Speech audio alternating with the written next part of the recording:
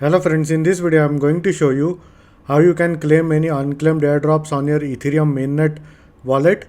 So recently Etherscan has introduced a new system where you are able to check whether you have any unclaimed airdrops on the Ethereum Mainnet.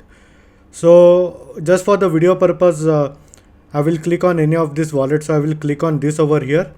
Now what you have to do is basically you have to go over here in cards over here, and you will be able to see any airdrops and claimables over here.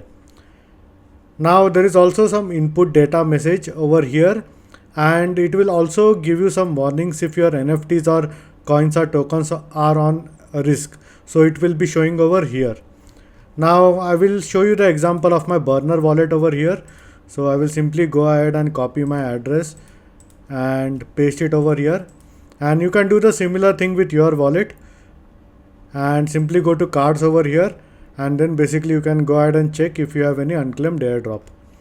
So this is how you can check now any airdrops and claimables on Etherscan. And this is all for this video, and in case if you have any doubts and questions, please feel free to leave a comment.